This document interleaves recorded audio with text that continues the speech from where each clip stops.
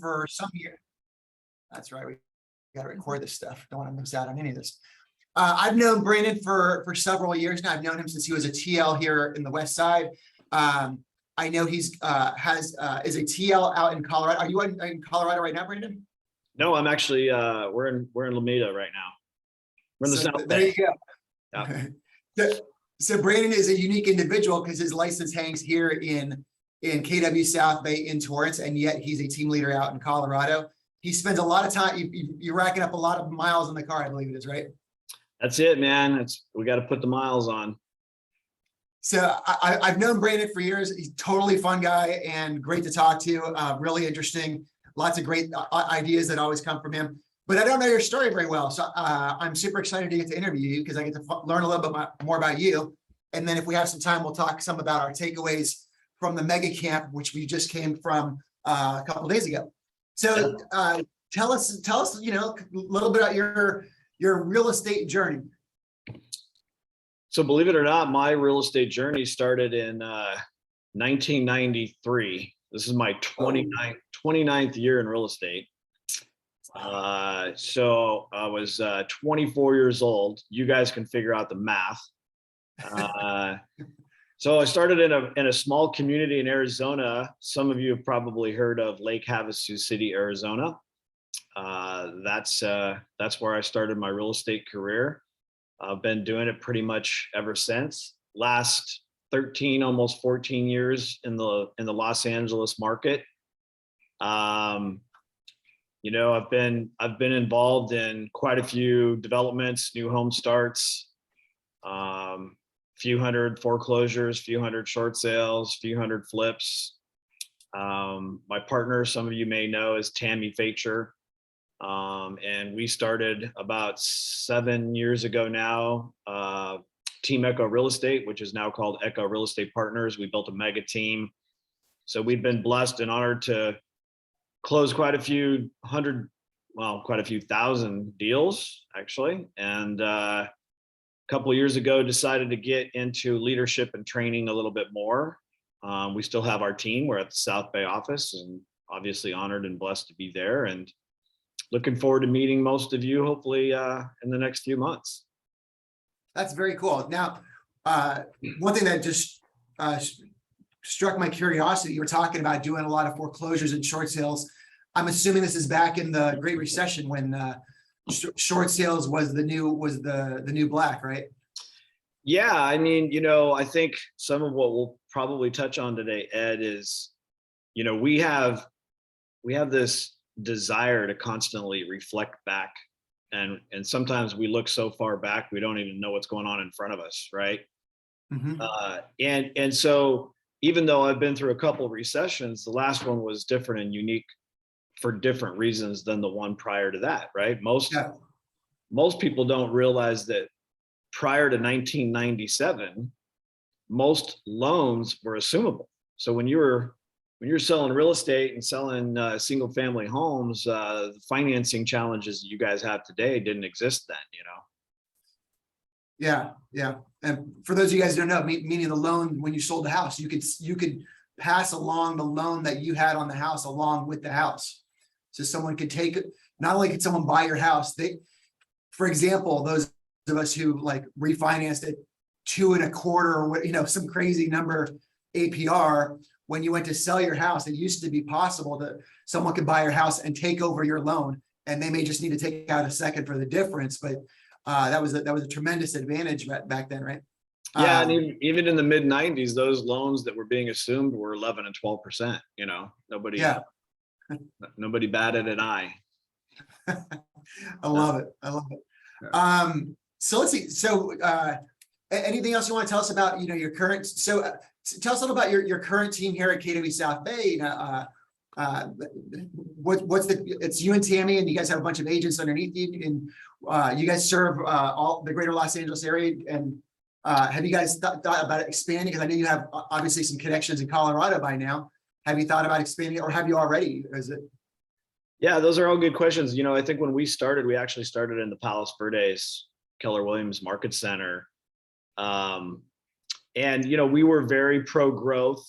we were trying to figure out how to get 4 kids through college, right? And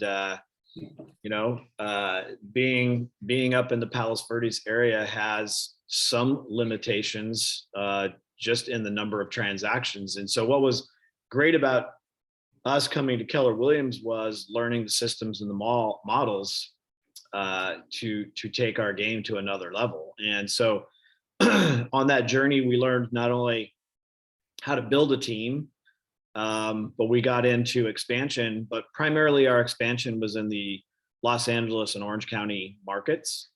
Yeah. We did have bigger aspirations, but to be quite frank, we turned into a machine. I mean, we were at one point, Ed, writing and submitting 100 offers a week on properties. And whoa. Yeah, so we It's wild. Yeah. So Yeah. we got very good at managing a pipeline of potential buyers, sellers, listings, and for those of you agents that are trying to get 1, 2, 3, or 5, let alone manage 10, it's work. And so it's definitely important to have the people around you that are in tune and you have the right leverage to get there. So that just turned us into realizing that we did have some limitations in the Palos Verdes area just because of the number of transactions that only happen in that area. So we then moved down to the Beach Cities Market Center that was, back in the day, it was in Hermosa down on Pacific Coast Highway. And then we moved up into the El Segundo area. And we've done a lot of business, from Thousand Oaks, to Claremont, to San Marino, all the way down into, the Orange County area. And that's where the business was. Sometimes if you want to do or increase your transactional business, you have to seek other opportunities. So, a couple of years ago, Ed, this is pre-COVID. The market did slow down quite a bit, believe it or not. And I was going through just a little personal burnout and wanted to explore what it was actually like to be a team leader. I was always asked, hey, do you want to be a team leader? And I was like, no, you could never pay me enough. And no, I'm not interested. And but I tell you, that journey's been really great for me. Just to give you guys an opinion on it, I can honestly tell you that the model from how Keller Williams runs their business down to how we teach you how to run your business is the same. And that was important for me, Ed, because I don't like hypocrisy very much. Mm-hmm. And it was nice to know that I could see the books, I could see, who was doing what, whether we were making money or not. And I loved the transparency. I still do. I still love the transparency. Yeah. And then again, COVID hit, and I haven't been the happiest guy with politics in California and some of the things that are going on. And so I just took the opportunity to explore some other areas, and Colorado was one of those areas. Very cool. Very cool stuff. And I'm sure, we have a lot of agents on here many who are newer, many who have been around for a while. Where would you say, like in the last couple of years, the majority of your business is coming from, without going too much in depth, but is it mostly sphere of influence, or is there any lead sources that are that your guys are targeting the most these days? Yeah, I would say like most agents, to be honest with you, unless you're spending a lot of money on lead gen, most of it's probably coming from referral or your sphere. Yeah. And that's where ours has as well. Yeah. And it's been, it's been relatively easy, to be blunt. Yeah. And so now I think everyone is trying to change the gears a little bit, and for some reason, everyone's looking for a magic bullet. And if any of you find it, let me know, Yeah, I was just, I met with a new agent a couple days ago, and he was asking me, he said, I've been interviewing with a bunch of different offices, and what I hear is that Keller Williams, you guys have great training, but it's kind of outdated. And I was thinking, I I think it's a good, my analogy to that comment, Ed, would be, is putting on your underwear in the morning outdated? Because you still got to put your underwear on in the morning, and the fundamentals and the foundation hasn't changed. It's really more the tactics, and can you really see again what's happened and what's going to happen. I think being able to predict things is impossible, but being able to anticipate things is better. Yeah, I love that. Yeah, I kind of felt the same way, but like, the training that Keller Williams gives is, sales and business training, and 95% of it doesn't change year after year after year. Maybe 5% that has to do with how we contact people, or the messaging, or some stuff in technology for how we handle transactions. But that's such a minor part of the business. Your calendar, how you schedule your days, has probably not changed in 20 years. How the concept of keeping in touch with your database, like the fundament, how you track your money, your spending, how you business plan, figuring out the number of transactions and accountability, all those things that are the things that really matter most haven't changed much at all. Yeah, and I think if you look at the psychology of the things that everyone on this channel is experiencing, and I don't know how much of a engagement you have with the audience here. So I would bet everyone on this call is experiencing some type of an anxiety or a frustration, or maybe they're sick and tired of certain things. And I'll single one thing out that I think would be important for us to be aware of, to your point, Ed, which is I think people are burnt out on social media to a certain degree, and I think people are burnt out on trying to figure out what's the truth.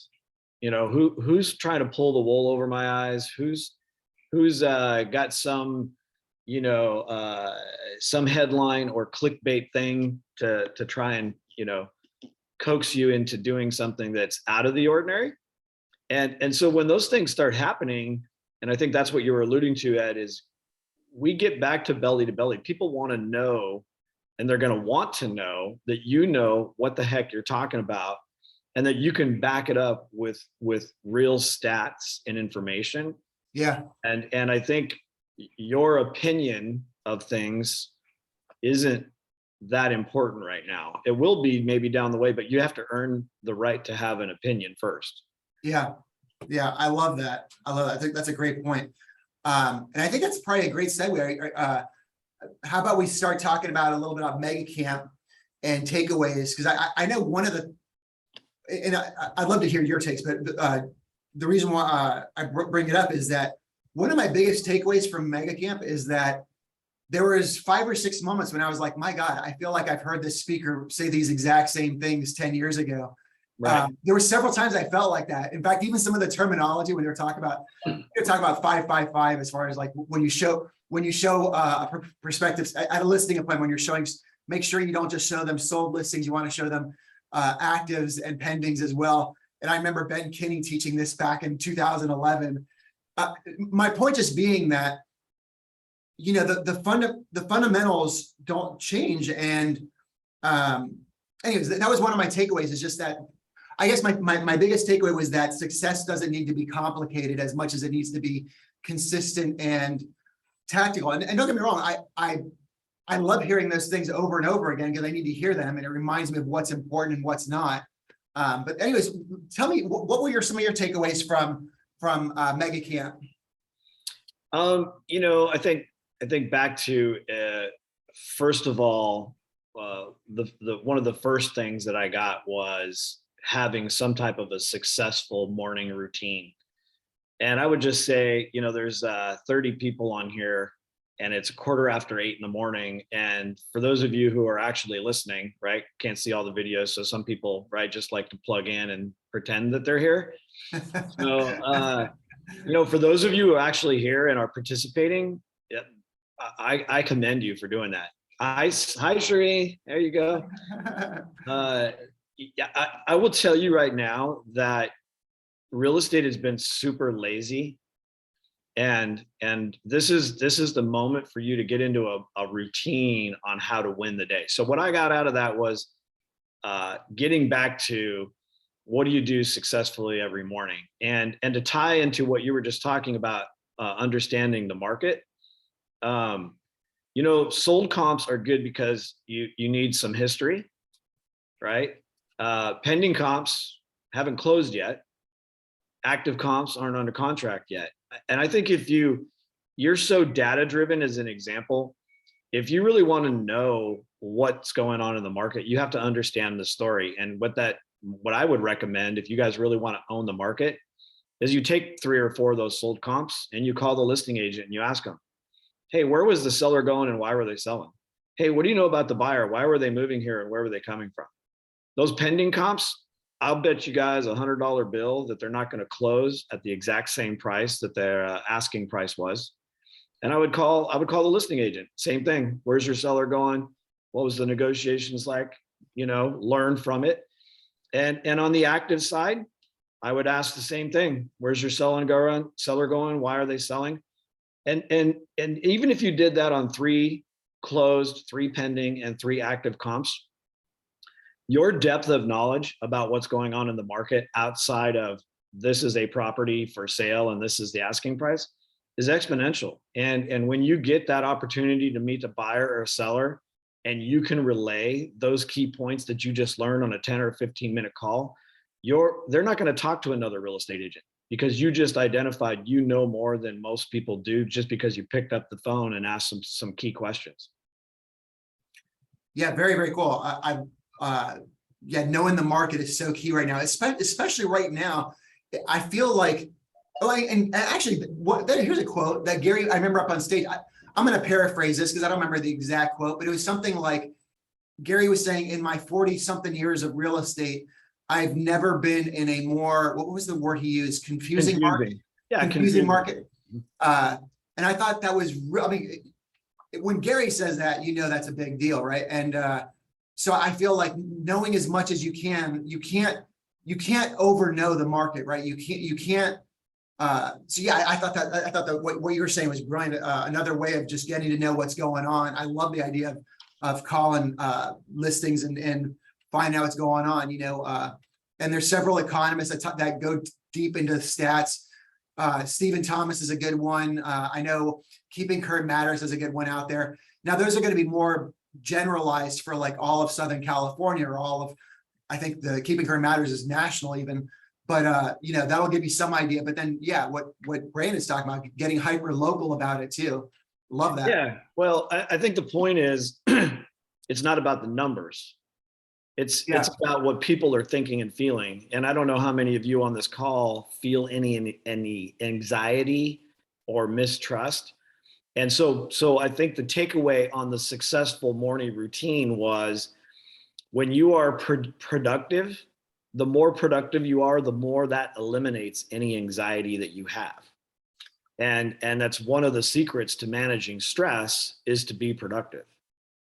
Yeah, I love that. In fact, there was one of the speakers who had that exact same quote. Productivity is the cure for anxiety, or something like that. I remember them saying that. Yeah, I know I definitely relate to that. Yep. Spot on. Is that Manny on the? I got a quote from Manny. Is that Manny? Manny's participating. I love it. Right on.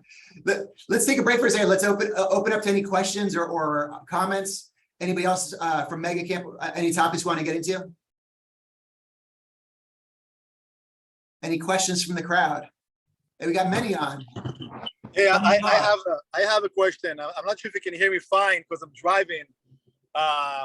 But Branden, good to see you on the call. Good to see you, Manny. Hey, so how do you juggle being a successful realtor, running a team here in the South Bay area, and also being a team leader out in Colorado? How do you manage the time between the two?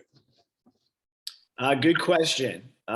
First of all, 100% of this goes to my partner, Tammy. She's amazing leverage. But we've been doing this to where, we've got our own routine down and how we leverage our strengths and our time. And it's a good question too, because I think back to the productivity conversation, we just went through this exercise, many with our group in Colorado, and I would encourage, maybe for those of you listening, here's a simple way to figure maybe the next 90 days out. Write down 10 things that you're doing weekly in real estate. Write down the 10 things that you do in real estate. After you write those 10 things down, first of all, I'd love to see if you even can come up with 10 things, right? So write down 10 things that you do. Next to those 10 things, write down how many actual minutes or hours you spend on those 10 things. And then you'll probably be surprised. It's probably less than 20 hours a week. Then on those same 10 things, not after you write down the hours, make a check mark next to those 10 things that actually help you produce revenue. And if you've got 10 things that you do weekly that you don't spend a lot of time on and they're not revenue generating, then I would remove those from your 10 list. And I would find a way to be productive around things that help you produce revenue. Now, it might sound like lead generation is one of the top 10 things, and I don't disagree with that. It's just it's a difficult thing to do. And so that might be something you have to work towards spending more productive time on. But here's what I would say along the context of this conversation. If you called 3 people who 3 solds, 3 pendings, and 3 actives, your perspective of real estate would actually change the level of confidence you have in picking up the phone and doing lead gen. And so you have to evaluate that productivity in balancing really being an expert in the market. I think one of the things, Ed, that has been said, talking about repeating things, is you want to be the economist of choice. And you can't be the economist of choice by just running comps. You know, anybody, my dog Rye, he can run comps, but that doesn't mean he's a good real estate professional. So to me, a good real estate professional is somebody who can go into the depths of the why that person sold, and they sold at the price they sold, and the buyer and where they came from and the why and why they like that. That to me is so powerful that you can go now, order a coffee at Starbucks, and anybody online, you can talk real estate like nobody else. That's awesome. I love that. So let's see. I've got some notes here from Mega Camp. I've got one here that would. So for those of you guys who weren't there, by the way, you can still get access to the recordings of Mega Camp.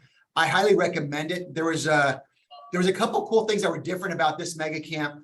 I think it was the second half of day 1, he was going through case studies for people who are succeeding in different ways, and those people took their model and they typed up notes on it, and they put it all together and packaged it all up. Those models are available in a Google Dropbox. I'm sure we'll make it so that we can available, and somehow we'll figure out how to get that to have people be able to access that. But it was the first time I've seen people where not only does Gary interview people on stage, but they produce like a notes on exactly how to reproduce. Some of them had the exact, like the person who was sending marketing, and they were sending out letters to their neighborhood. There's the exact copies of their stuff is in that Dropbox folder. Manny, did you want to comment on that? No, thanks for sure. I actually had another question for Brandon. You might already ask this. Yeah. But I'm totally curious to ask this because, again, Brandon wears 2 hats. One is a TL. So Brandon, you consult, and again, as a top producer yourself for many years successfully in our area here in SoCal.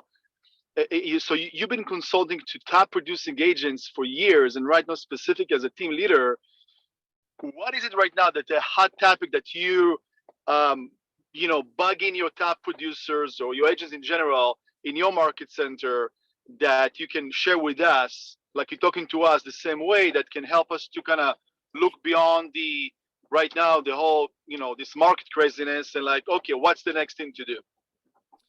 Yeah, good questions. And I think it's funny because all of this ultimately ties together. I think I think the most important thing I find myself doing frequently is, do I have clarity?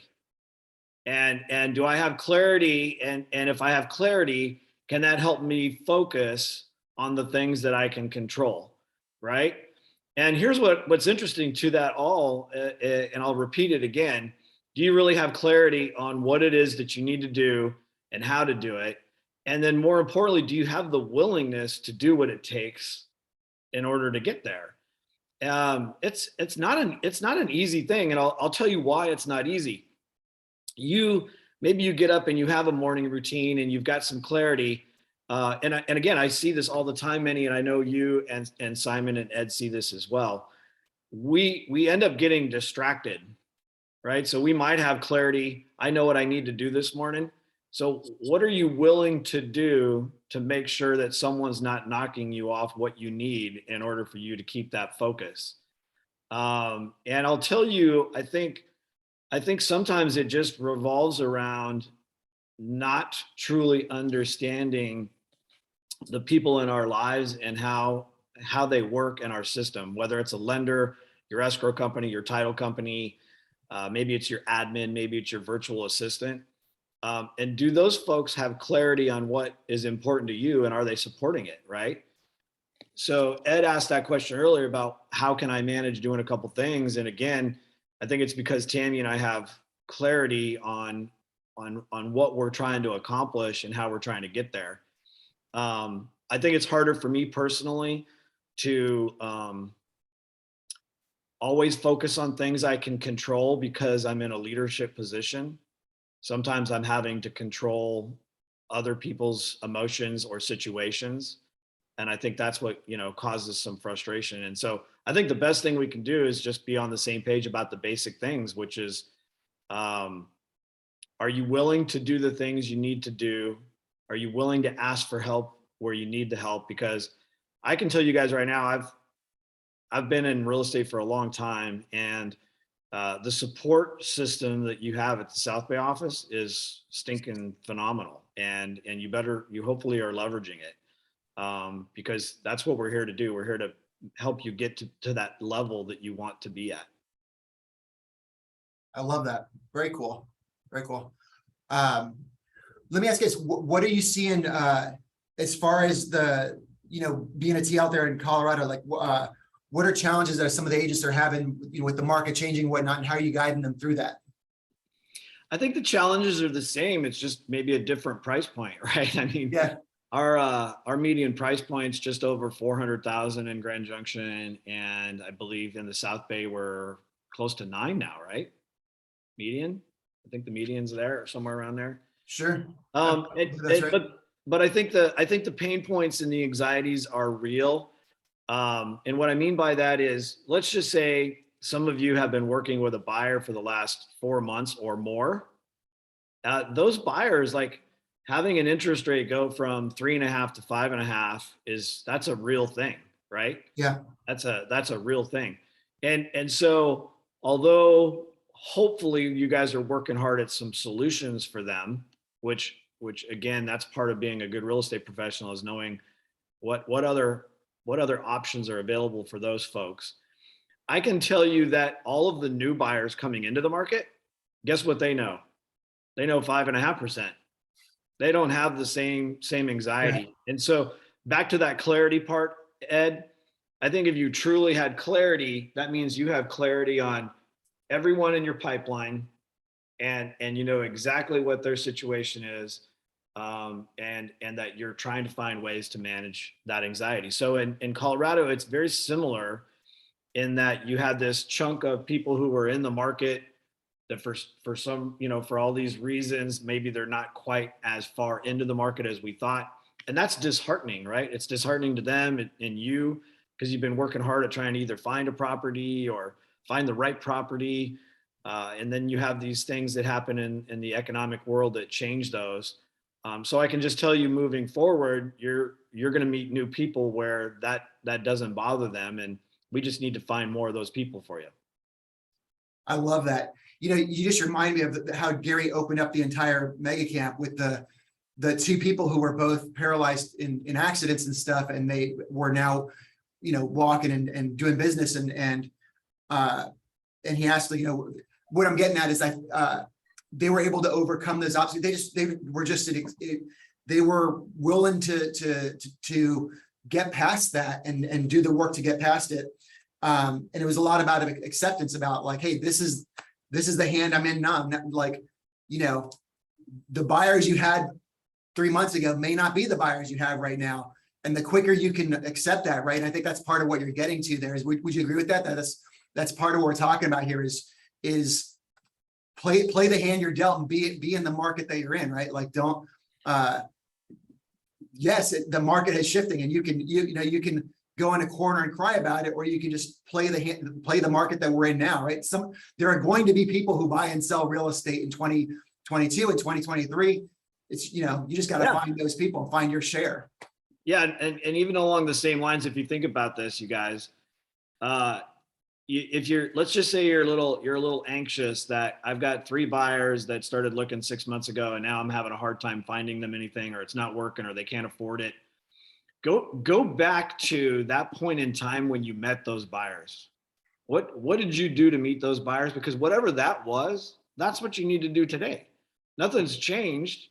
You just need to get back to that same thing that got you to find those other buyers. And whether it's an open house or talking to people standing in line at a grocery store, whatever it is, back to that whole thing we started at the beginning, which is the fundamental. The fundamental is talking to people about real estate, right? Yeah, I love it. Yeah, absolutely. Simon, you have your hand up. Did you want to add something to this? Yes. Good morning. What's up, my man? How are you? Good, Simon. Good to see you, buddy. Yeah. You know, you said something that really resonated with me, is the anxiety. And, you know, in leadership, and, you know, Ed, you know, can testify to this as well. In leadership, you know, we're constantly coaching, we're constantly consulting, and we're constantly listening to our agents. And the number one thing that I always get from agents is, and it doesn't matter the level of skill sets, right? From your new agents to your top performers, you know, there's always that uncertainty, right? And that boils to me the importance of why your skill sets are very crucial. Understanding the area, understanding the data as well, but more so building the confidence that you need, right? In order for you to feel that the ability to you know, feel that confidence to be able to lock in more opportunities. So that really resonated with me 100%. So thank you for sharing that.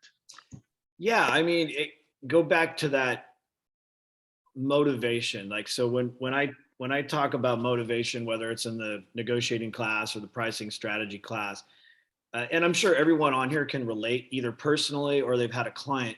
If you want something bad enough, it's interesting how you try and find a way, right?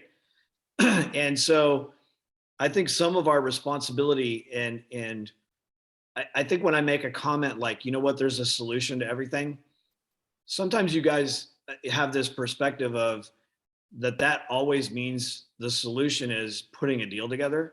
And I will tell you, sometimes the solution is just walking away from someone. And maybe it's not the right time. Maybe it's too much work. You will find clients that you'll never put a deal together on.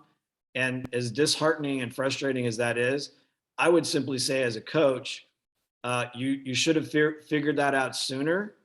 And you should have went and found 3 or 4 more other people who were willing, because that particular situation prevented you from finding more productive things to do.